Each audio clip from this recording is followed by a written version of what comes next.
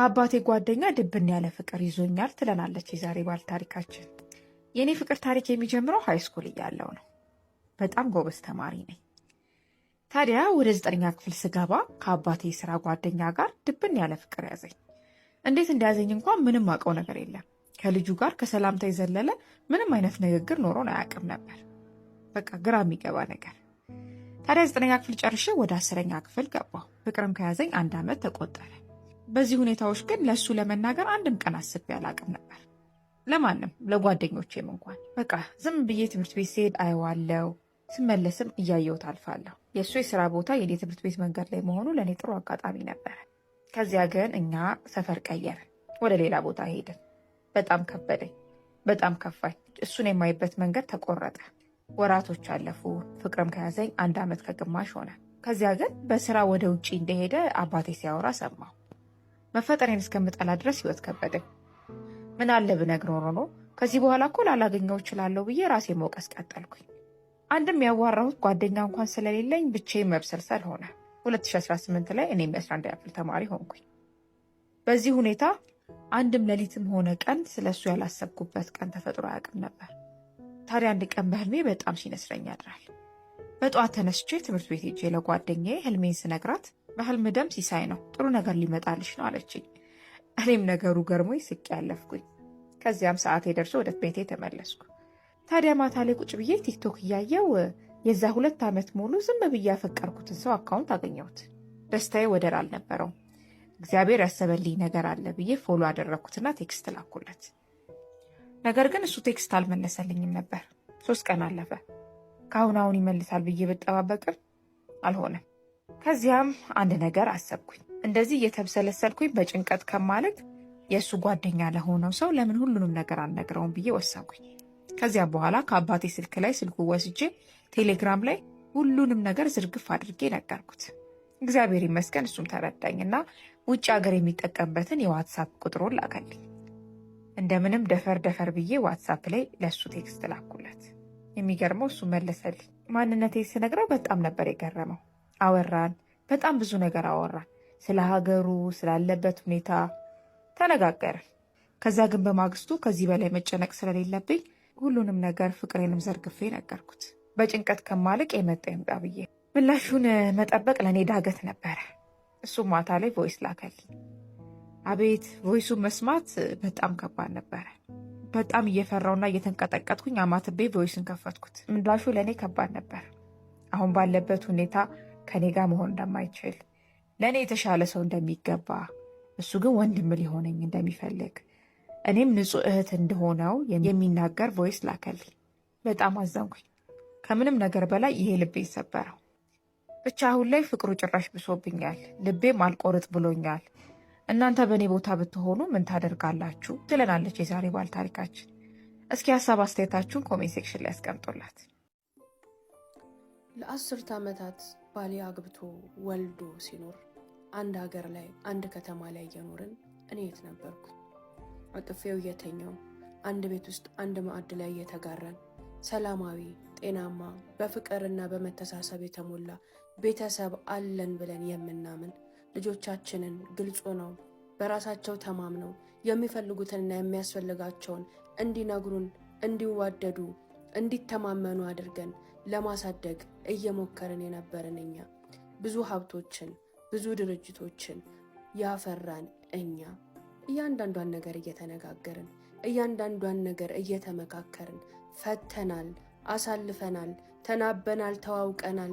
ብዙ ጋገቶችን ብዙ ቁልቁለቶችን አብረን ወርደን ወጥተናል ብለን የምናምን እኛ 10 ዓመታት ባሌ ሌላ አግብቶ ወልዶ ህይወት መስርቶ ሽማግሌ ልኮ ሰርግ ደግሶ ተሞሽሮ ሲያገባ እኔ ሚስቱ የት ነበርኩ? ከሁለት ያ ነገር ሲፈጠር ለማን ማዘን ለማን ማልቀስ እንዳለብኝ ግራ ገባኝ። አብሶ ይሄ ነገር ከዚች ከአካል ጉዳተኛ ልጄ ጋር ተያይዞ መምጣቱ እጅጉን አስከፋኝ። ልቤን የሰበረው ሆነ። ለዚች ልጄ ጉዳይ የእግር እሳቴ ነው፣ የዘላለም ቁስሌ ነው። ሁሌም የሚያስብለኝ ህመሜ ነበር። እውነት ሚወዳት ታገኛለች፣ ሚያገባት ታገኛለች፣ ሚያፈቅራት ምታፈቅረው ታገኛለች እያልኩኝ ለዚያ ሁሉ ዓመታት እሷን ባሳደግኩበት ቀንና ምሽቶች ሁሉ አጠገቧ በተቀመጥኩበት ካጠገቧ በራኩበትም ሰዓታት ሁሉ እንደ ቁስል ሲጠዘጥዘኝ የኖረውን እውነት ወደ ደስታ ተቀይሮ ወደ ሐሴት ተቀይሮ ህልሜ እውን ሆኖ አይሆንም ያልኩት ነገር ተሳክቶ በማይበት ቀን ላይ ይህ ነገር ተፈጥሮ የልጄም የኔም የቤተሰቤም ህይወት ድብልቅልቅ ሲል ለራሴ ይሁን ለልጄ ይሁን ለዚህ ሁሉ ዓመታት ለገነባው ትዳሬ ይሁን በመኳያ በመዳሪያችን ጊዜ ለሚበተነውና ለሚፈራርሰው ህይወታችን ይሁን ለማን ማልቀስ እንዳለብኝ እንኳን ግራ ገባኝ። እንባዬ ደረቀ። ጭንቅላቴ ባለበት ቆመ። ማሰብ አቃተኝ። ልጄ በዛችው ደቂቃ በዛችው ሰዓት ስትፈራርሳ አየኋት፣ ስትወድቅ አየኋት፣ ተስፋ ስትቆርጥ ወደ አዘቅት ስትገባ አየኋት። በህይወቴ ብዙ ስራዎችን ሰርቻለሁ። ብዙ ጣውረዶችን አሳልፌያለሁ። ስኬታማ የሚባል ነጋዴ ነኝ። ስኬታማ የምባልም እናት ነኝ። ከሁሉም ስኬቶቼ፣ ከሁሉም እድሜዎቼ፣ ከሁሉም ስራዎቼ የሚያስደስተኝ ግን እቺ ሴት ልጄ ላይ የሰራሁት ስራ ነበር። ራሷን የምታከብርና የምትወድ ጎበዝ፣ ጠንካራ ሴት አሳድጌያለሁ። ምንም አካል ጉዳተኛ ብትሆን፣ ምንም የህይወት እንከን ቢኖርባትም አስተሳሰቧ ግን ሙሉ አድርጎልኛልና ከዚህ በኋላ አላስብም ስለሷ ብዬ ልቤ እርፍ ባለበት ሰዓት ለዓመታት የገነባሁት ኩራቴ ኩምሽሽ አለ። ልጄ ምንም ነገር አይሰብራትም፣ ምንም ነገር ወደ ኋላ ያስቀራትም ያልኳት ፍቅር የሚባለው ነገር ሰበራት። ያዝኩት ጨበጥኩት ባለችው ማግስት ማጣትን ስትቀምስ፣ መጠላትን ስታይ፣ መገፋትን ስትጋፈጥ አልቻለችም። ውድቅድቅ አለች፣ ስብርብር አለች።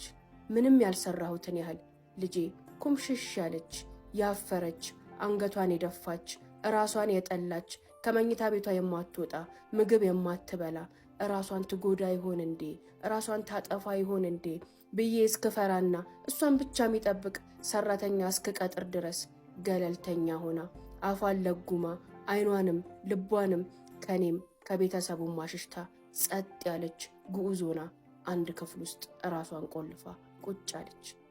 ከዛ ቀን በኋላ አገባሻለሁ እወድሻለሁ ብሎ ሽማግሌ ላከው ሀገር ጥሮ እሷን ለማግባት እሷን ለማግኘት እዚህ ድረስ የመጣውም ሰው ጠፋ። ድምፁን አጠፋ። ምንድነው የተፈጠረው? ምንድነው የሆነው? እንዴት ነሽ? ምን እናድርግ? እንዴት እናድርግም አላላት።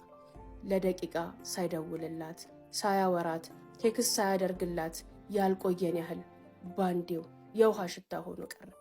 ልጄን ያ ነገር እጅግ በጣም ጎዳት።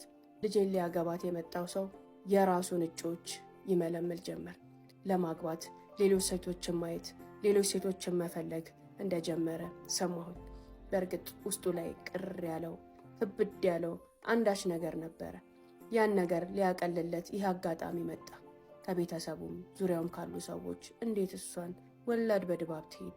ስንት ቆንጆ ባለበት፣ ስንት ሰው ባለበት ምትንከባከባት ሴት ነው ወይስ ትዳር መስርተ ልጆችን ወልደ በሰላም የምትኖርበትን ህይወት ነው የፈለግከው? ቺን አካል ጉዳተኛ እንዴት ነው ለማግባትስ ለማሰብስ የዳዳህ እያሉ ከግራ ከቀኝ ሁሉም ሰዎች አዋከቡት። የማህበረሰብ ሐሳብ፣ የቤተሰብ ሐሳብ የማንንም ህልምና የማንንም ምኞት ያኮላሻልና እሱም ወሬው ሲበዛበት በቤተሰባችንም መሃል የተፈጠረው አለመግባባትና ረብሻን ሲመለከት ምን እዚህ ውስጥ ከተተኝ ያለ ይመስላል ዞር ብሎ የራሱን ህይወት ማሳደድ ጀመረ። በሱም ላይ አይፈረድም። ይህን ስሰማና ይህን ሳይ ደግሞ ይበልጥ ልቤ ተሰበረ። በእርግጥም የሰው እስከ መጨረሻው ሄዶ ቢያገባትም አያኖራትም ነበር። አቋም ያለው ሰው አልነበረም። ጽናት ያለው ሰው አልነበረም። እውነት ፍቅርም ያለው ሰው አልነበረም። መኖርና መመኘት የተለያየ ነገር ነው። በአካል ሲመጣ በአይኑ ሲመለከታት የማህበረሰቡን እያንዳንዱን ነገር ጆሮ ውስጥ መክተት ሲጀምር ሐሳቡን መቀየሩ ከሱም የሚጠበቅ ነገር ነው። ነገር ግን ሁኔታው በዚህ መንገድ መሆኑ አብሶ ደግሞ በገዛ አባቷ በገዛ ውዷ ባሳደጋት በወለዳት ሰውዬ ምክንያት መሆኑ ያሟል። ልጄንም አመማት። ቤተሰቤ ሁሉ ታመመ። ሁሉም ሰው ቆሰለ። የምናወራው የምናደርገው የምንኖረው ህይወት ሁሉ ትርጉም የለሽ ሆነብን። ልጆቼ አባታቸውን ጠሉት። አባታቸውን እንደ መልአክ ነበር የሚያዩት፣ እንደ ንጉሥ ነበር የሚያዩት፣ እንደ መሪ ነበር የሚያዩት። ያምኑት ነበር፣ ይከተሉት ነበር። የዚህን ያህል ዓመት እንዴት ዋሸን? ሊያወራን ቢሞክር ሊነግረን ቢሞክር እኛ ማመን አንችልም እንዴ? መቀበል አንችልም እንዴ? አባታችንን እውነት የምናውቀው አባታችን ነው እያሉ ልጆቼ አባታቸውን መርገም ጀመሩ። ስለ አባታቸው የነበራቸው አመለካከት ሙሉ ለሙሉ ተቀየረ። እዚህ ላይ ተው ባይ አይ ይሄ ትክክል አይደለም አጋጣሚ ነው ባይ አልሆንኩም። አበረታታኋቸው፣ ጨመርኩላቸው። አባታችሁ እንደዚህ አይነት ሰው ነው፣ እንደዚህ አይነቱን ሰው ነው አቅፌ የኖርኩት። እኔ ግን የትኛው እንቅልፍ ላይ ነበርኩ አልኩኝ። መቼ ነው ይሄ ነገር የጀመረው አልኩኝ። ወደ ኋላ ተመልሼ ይሄ ጉድ የጀመረበትን ነገር አጠንጥኜ ልደርስበት ስመለስ ክፍለ ሀገር ላይ አንድ ትልቅ ፋብሪካ ከፍተን ነበር። የዛ ፋብሪካ ጥንስስና የባሌ ሁለተኛ ትዳር አንድ ሆኑብኝ። እዛ ጋር ነበር ባሌ አዲሱን ህይወት የጀመረው። እዛ ጋር ነበር አዲሱን ቤት ያደራጀው። እኔ ምን ሳረግ ነበር? እኔማ ከልጆቼ ጋር ነበርኩ። እኔማ ከትዳሬ ጋር ነበርኩ። እኔማ ህይወታችንን ለማቃናት ደፋ ቀና እያልኩኝ ነበር። ድግፍ ብዬበት